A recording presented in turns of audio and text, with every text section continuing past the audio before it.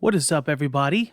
The long return to my Adobe Photoshop tips and tricks tutorial series. This has been a long request from a lot of my graphic designers and photographer viewers and subscribers out there that have been wanting me to go back to the series. And 2020 is about giving the subs and viewers what they want, and this was one of the most requested series that I returned to. This is the long-awaited return, and many more episodes coming. I actually recorded a whole bunch of these. We got lots and lots of great tutorials ranging from Photoshop, Lightroom. We've got lots to talk about. This is a pretty cool tips. One that a lot, may seem obvious to a lot of people, more on the more advanced level, but actually, believe it or not, a lot of times people forget about this because it's been there for so long. The filters gallery, and it's a pretty powerful gallery because it does a lot.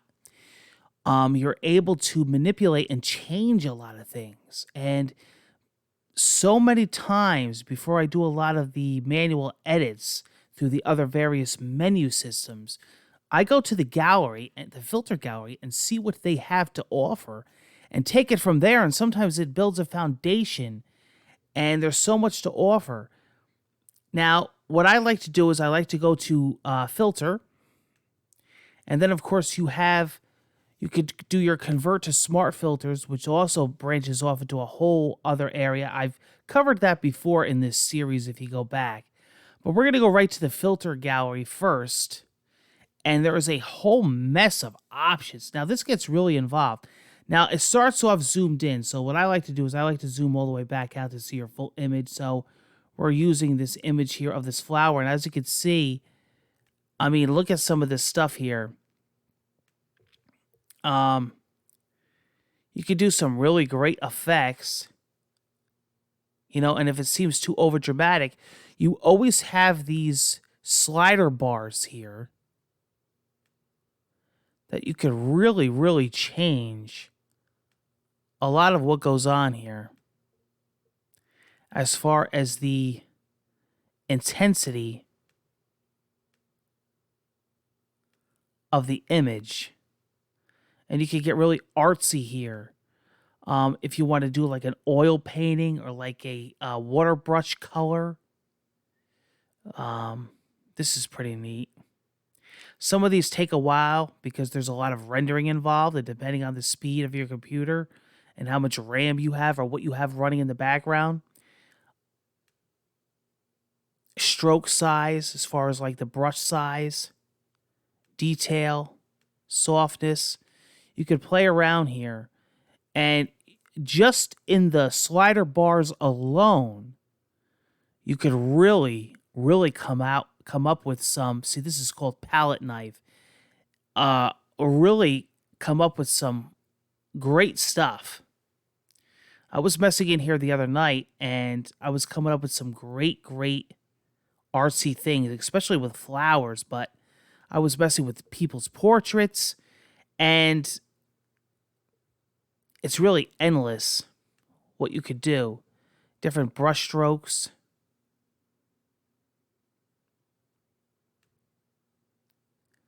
I'm just showing you the different possibilities that you could get here right in the filter gallery.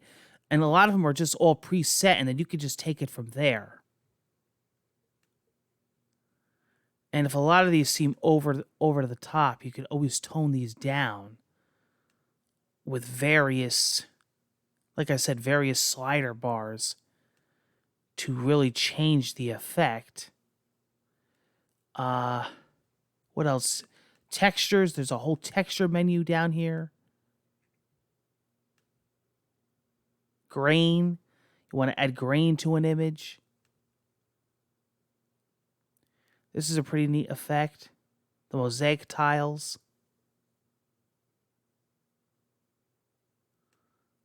Patchwork. This is a pretty cool effect. Kind of like that retro look. stained glass. You could change the cell size. Look at that. Here we go. This is what I like to do. Now this is pretty cool. Let's mess with this. See what we can come up with this.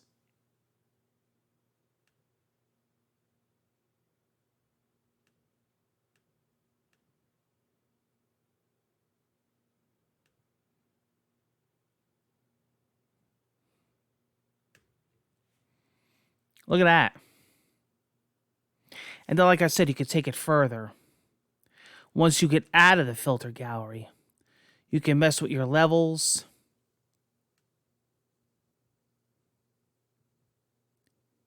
And whatever else you want to do. You know, maybe a vibrancy slider.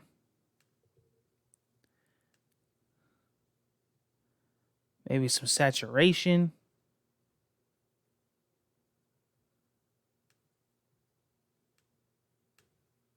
Just showing you the different things that you could do with filters.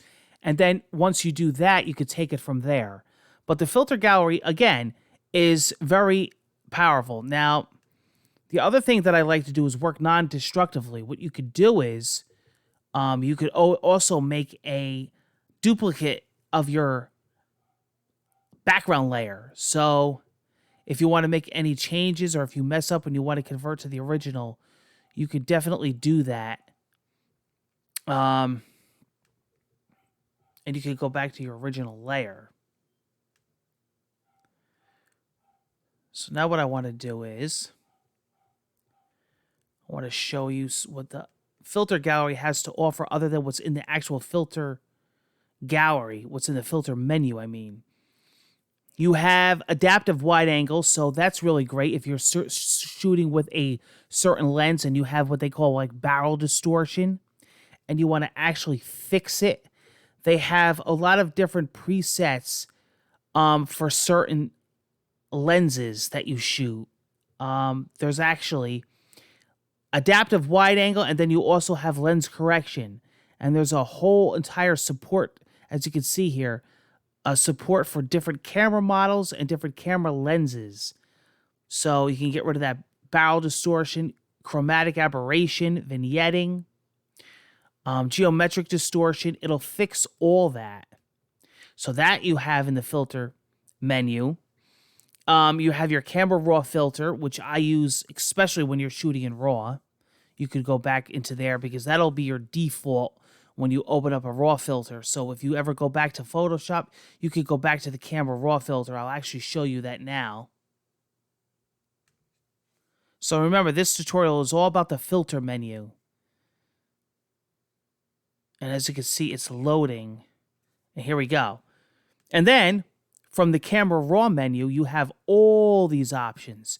Your white balance, your temperature, your exposure, contrast, highlights, any vignetting that you want to do,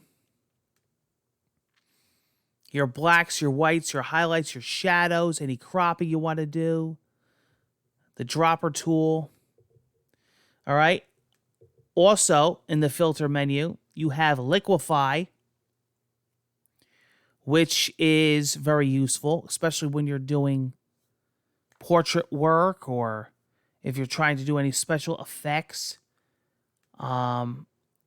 As you can see here, this is like an example of what you could do. Of course, you would use this in a real life situation, but you have the liquify tool, the warp tool, the reconstruction tool, the smooth tool, the twirl tool. So there's all different forms of the liquify, and these are all rendering. So, you know, I would use this like if I was working on a portrait to smudge an imperfection on the skin or an eye or maybe the hair. You would do all your editing in here. Or if you were trying to fix an image, you could use the liquify tool also. There's actually a lot of ways to use the liquify tool, in more ways than one.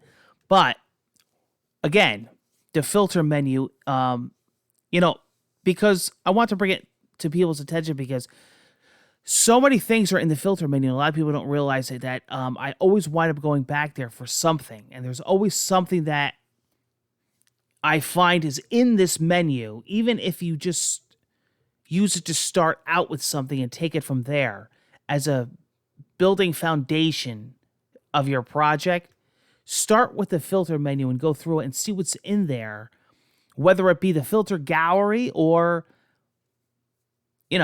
one of these. And also now you have this here.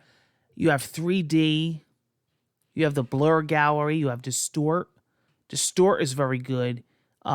Pinch, we used to use pinch all the time back in the day. Render, clouds, lens flare, very, very, I use that all the time. Of course, you have your unsharp mask in the filter gallery, which we use all the time. Shake reduction, and also somewhere in here, under stylize, you have oil paint and emboss. Those are pretty popular. So mess around, high pass. Mess around with the filter menu. I think you're going to find a lot of stuff there that could be very useful as far as editing your images. Or if you just like this, want something stylistic or artsy, and you just want to, make something out of an ordinary image. Take care, everybody. Until the next Photoshop tips and tricks tutorial, I'll be seeing you guys again soon.